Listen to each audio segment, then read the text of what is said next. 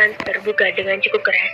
Franz yang sedang berbicara dengan orang di sambungan telepon langsung mematikannya begitu saja, melihat sang istri yang masuk ke dalam kamarnya dengan marah. Ada perlu apa? Dan apa yang membuatmu tidak ada sopan santun begitu? Tukas Franz menatap sang istri. Kau puas? Anakmu terbaring tak berdaya di tempat tidur seperti itu. Amuk Citra.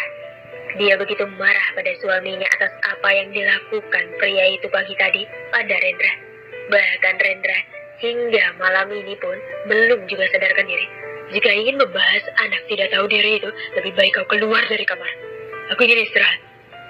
Bilang pada Mbok Emma dan asisten rumah tangga yang lain untuk memasukkan baju-baju anakmu ke dalam koper. Perintah Franz, dan dia bersiap membaringkan dirinya di tempat tidur. Kamu memang ayah jahat bagi anak-anakmu. Aku benci denganmu. Bagaimanapun Rendra anakmu, kenapa kau bersikap begini padanya? Ucap Citra. Tangisnya tak terbendung menatap sang suami dengan benci. Franz hanya menghela nafasnya. Dia langsung berdiri dan menghampiri sang istri yang tengah menatap dirinya penuh amarah. Kemari. Franz menarik istrinya untuk duduk di sebelah dirinya saat ini. Terserah kau membenciku soal cara aku mendidik mereka. Mereka harus bisa menjaga nama baik keluarga kita. Kamu mengerti? Dan yang dilakukan Rendra sangat fatal. Dia harusnya bersyukur wartawan dan yang lainnya belum mengetahui soal ini. Kalau sampai wartawan dan pihak keluarga kita tahu semua yang menjadi milikmu, milik kita akan hilang dan menghilang karena ulah bocah itu. Jelas Franz, tapi Rendra anakmu. Apa salahnya soal dia? Mungkin perempuan itu yang mengada-ngada kalau hamil anak Rendra. Tidak usah melakukan pembelaan pada pria brengsek seperti Rendra. Kau meragukan suamimu soal kebenaran ini? Aku mau lihat apa yang anakmu lakukan pada perempuan itu. Tegas Franz menatap sang istri. Citra hanya bisa diam saja mendengar ucapan suaminya. Dia memang kalah setiap bicara dengan Franz. Franz sangat menguasai semua dan dia begitu banyak koneksi. Jadi setiap ucapannya tidak diragukan lagi. Adiba, makan dulu nak. Panggil sebuah suara membuat Adiba yang tengah melamun di teras depan rumah menoleh ke belakang melihat siapa yang telah memanggilnya. Adiba sudah sampai di Surabaya sedari semalam. Dia datang ke rumah adik ibunya yang ada di Surabaya. Dia sangat bersyukur keluarga itu menerima dirinya dengan sangat baik. Mereka bahkan marah dengan orang tuanya karena telah mengusir dia dari rumah. Tapi ia berusaha untuk menenangkan bibinya yang ia anggap bunda itu. Bundanya memiliki 2-3 orang anak. Yang pertama masih duduk di bangku SMA dan yang kedua masih sekolah menengah pertama dan yang terakhir masih di sekolah dasar kelas 5. Aku gak lapar bun, jawab Adiba menatap perempuan berhijab tersebut yang tengah memeluknya dari belakang. Loh, kok gak lapar? Kamu dari tadi pagi belum makan loh. Ini sudah jam makan malam, ayo makan. Kasihan anak kamu, belum kamu kasih makan juga. Pungkas Julia. Aku tadi udah makan apel sama buah-buahan, sama minum susu, jawab Adiba. Ya makan nasi sekarang nak, ayo buruan makan. Ayah Alif nanti marah sama bunda kalau kamu belum makan. Serius bun, aku masih kenyang sekarang. Tenang, nanti kalau ayah Alif marah, biar aku yang bilang sama dia, buat dia marah sama bunda, ucap Adiba. Kamu lagi mikirin apa sih? Sampai gak mau makan begini? Mikirin keluarga kamu? Udah, gak usah dipikirin keluarga begitu. Kok bisa-bisanya orang tua kamu ngusir kamu dari rumah tanpa dengar penjelasan kamu? Kalau kamu izinin bunda ke Jakarta, bunda udah amuk itu ibu kamu sama ayah kamu. Julia merasa kesal sendiri mendengar penjelasan Adiba tadi soal kakaknya yang mengusir Adiba. Udah bun, bunda gak usah marah. Ibu sama ayah gak salah kok, aku yang salah bun. Adiba berusaha menenangkan bibinya tersebut. Udah, kamu pokoknya sampai kapanpun di sini terus sama kita. Gak usah lagi kamu balik Jakarta. Tidak usah pikirkan orang-orang yang telah membuangmu, Diba. Julia memeluk Adiba dengan haru. Dia kasihan dengan keponakannya yang dibuang begitu saja oleh orang tuanya sendiri tanpa mendengar penjelasan terlebih dahulu. Franz masuk ke dalam kamar Rendra. Dia menyalakan lampu di kamar itu. Kamarnya sepi, tidak ada orang di dalam. Hanya ada Rendra yang terbaring di tempat tidur dengan beberapa perban luka di tubuhnya. Gara-gara perbuatannya tadi pagi. Franz duduk di tepi ranjang. Sang anak tepat di sebelah Rendra berbaring. Dia mengusap lembut kepala anaknya. Dia sebenarnya menyayangi Rendra. Tetapi anak itu yang kelewatan, mentang-mentang begitu disayang sampai membuat kesalahan fatal dan seenaknya sendiri. Kamu terlalu meremehkan Papa, Rendra. Mentang-mentang Papa memberimu fasilitas penuh dan memberi apa yang kamu mau. Kamu jadi seenaknya sendiri. Gumamnya menata sang anak yang tidak sadarkan diri. Wah, lirik Rendra perlahan membuka matanya melihat sang Papa yang ada di depannya saat ini. Franz langsung menyingkirkan tangan dan berdiri seketika. Kau sudah sadar? Ucapannya berubah menjadi dingin, bahkan tatapannya pun juga menjadi datar. Rendra perlahan bangun, menahan rasa sakit di tubuhnya. Dia melihat sang Papa yang tidak membantunya. Pak, aku salah. Aku menyesal, Pak. Aku mohon Papa jangan pindahkan aku ke Amerika, Pak. Aku ingin di sini, Pak. Ucap Rendra memohon. Terlambat. Bukannya Papa sudah memperingatkanmu untuk tidak berbuat masalah. Tapi apa yang kamu lakukan? Malah masalah yang cukup fatal yang telah kamu perbuat. Aku tahu, Pak. Aku salah. Aku akan melakukan apa yang Papa mau. Tapi jangan putuskan kuliah aku di kedokteran, Pak. Aku benar-benar ingin menjadi dokter. Papa bilang terlambat ya terlambat. Sudah Papa ingin pergi. Ucap Franz. Dan akan melenggang pergi, tetapi Rendra langsung berlutut di kaki sang Papa, memohon dengan sangat agar papanya itu mau melakukan apa yang dia mau. Pak, aku mohon, Pak. Aku mohon, Pak.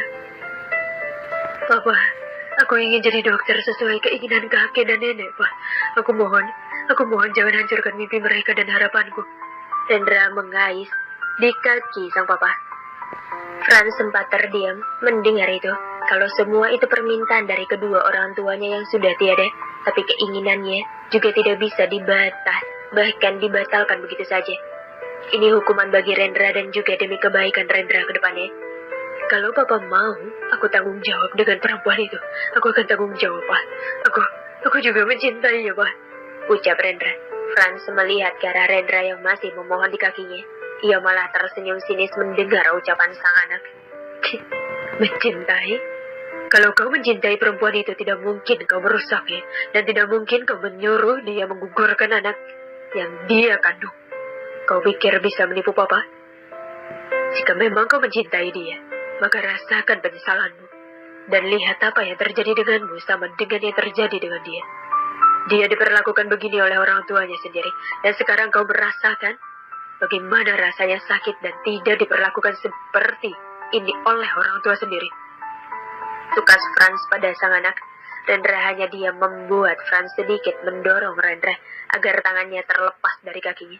Kamu harus menjadi apa yang Papa inginkan. Dan rasakan penyesalan atas kesalahanmu. Sejahatnya Papa dan sekejinya Papa. Papa tidak akan pernah membuat anak sendiri mati, tapi dirimu. Tukas Franz dan langsung melenggang pergi, meninggalkan Rendra yang terduduk di lantai. Harapannya hancur untuk menjadi dokter, dan rasa cemas mulai terbayang di pikirannya soal apa yang dikatakan papanya. Inikah yang dinamakan karma dalam kehidupan atas apa yang dia lakukan pada Adiba? Selamat mendengarkan. Rendra berjalan tertatih sambil dibantu dua orang pria berseragam hitam putih. Itu pengawal yang diminta Franz mengantar Rendra ke bandara, karena pria itu hari ini harus berangkat ke Amerika.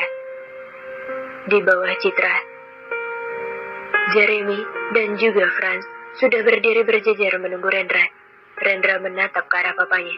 Dia begitu marah saat ini, tangannya mengepal, tapi dia juga tidak bisa apa-apa. Kalian sudah membawa barang-barang Rendra? Tanya Franz pada dua pengawal itu. Sudah, Tuan. Jawab salah satu dari keduanya. Ya sudah, bawa dia ke mobil. Perintah Franz lagi untuk membawa Rendra ke dalam mobil. Tunggu, diri Rendra pada kedua orang tersebut. Papa serius akan membuang kau ke Amerika? Tanya Rendra beralih pada papanya. Papa mau pernah main-main dengan keputusan Papa? Tegas Franz. Jika memang ini keinginan Papa, aku terima, Pak. Tapi katakan padaku, dari mana Papa tahu kalau aku menghamili Adiba? Tidak mungkin perempuan itu yang memberitahukan Papa. Ucap Rendra. Kau tidak usah banyak tanya dan ingin tahu. Pengawal, cepat bawa Rendra ke dalam mobil. Perintah Franz. Papa tahu perempuan itu di mana sekarang? Tanya Rendra lagi. Mana Papa tahu perempuan itu di mana? Kenapa kau banyak tanya soal perempuan itu? Kau sendiri yang menyuruhnya untuk menggugurkan anakmu. Jadi kau pikir dia masih hidup begitu? Dia sudah mati, Rendra. Dan itu ulahmu. Ulah darimu. Tukas Franz menatap tajam sang anak. Gak mungkin dia sudah mati, Pak. Untuk apa dia mati? Ucap Rendra tak percaya. Dia menggeleng, menampik ucapan papanya. Kau pikir saja, jika jadi dia tidak diterima di keluarganya, dikucilkan oleh orang dan disuruh menggugurkan anaknya oleh pria brengsek sepertimu, kau pikir dia akan bertahan menjalani kehidupan ini? Ucap Franz. Enggak, Pak. Papa bohong soal ini. Bilang di mana dia, Pak. Aku ingin bertemu dengannya dan minta maaf. Ucap Rendra dan akan mencengkram kerah papanya. Tapi dia sudah dihalangi oleh dua pengawal tersebut. Kau berani dengan papamu? Kau mau aku pukuli seperti kemarin? Ucap Franz dan akan mendekat pada Rendra. Papa ini apa-apaan sih? Kurang puas memukuli anakmu sendiri? Ucap Citra menahan sang suami untuk mendekati Rendra. Sudah Rendra, kamu pergi saja ke Amerika. Jeremy, bantulah kamu berjalan. Ucap Citra dan dia meminta putra keduanya memapah Rendra. Rendra tampak lemas. Dia masih memikirkan itu. Mana mungkin Adiba mengakhiri hidupnya? Tapi ucapan papanya tidak pernah main-main. Jika memang begitu, dia berarti membunuh dua orang. Ayo Kak, ucap Jeremy membuat Rendra melihat ke arah adiknya.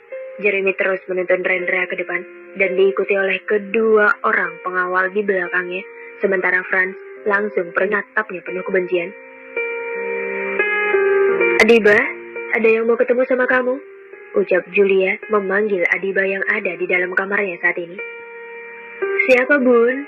Ucap Adiba yang langsung berdiri dari duduknya. Itu Pak Lurah mau ketemu sama kamu, jawab Julia. Pak Lurah desa ini Bun. Kenapa mau ketemu sama aku? Jangan-jangan dia mau ngusir aku ya Bun. Kalau memang mau ngusir aku jadi gak enak sama Bunda. Nama keluarga Bunda tercoreng karena aku. Ucap Diba. Entah mengapa pikiran negatif itu berseliweran di kepalanya sekarang. Dia takut kalau diusir lagi dan membuat nama baik keluarga bibinya tercoreng gara-gara dia. Kamu ngomong apa sih Diba? Siapa yang mau ngusir kamu? Pak Lurah kesini cuma mau mendata kamu. Ayah Alif sudah masukin kamu ke kartu keluarga kita. Dan Pak Lurah juga bilang, katanya ada yang ingin diberikan ke kamu. Ucap Julia menjelaskan sebenarnya. Adiba langsung terdiam bingung apa yang akan diberikan Pak Lurah padanya. Dia kan warga baru, 2 hari di sini, dan ia juga sedikit terkejut karena omnya sudah memasukkan dia di kartu keluarga mereka. Ayo nak, kok malah bengong? Pak Lurah nunggu kita itu, ucap Julia merangkul Adiba. Iya Bun, ucapnya. Mereka berdua langsung berjalan ke ruang tamu saat ini untuk menemui Pak Lurah tersebut.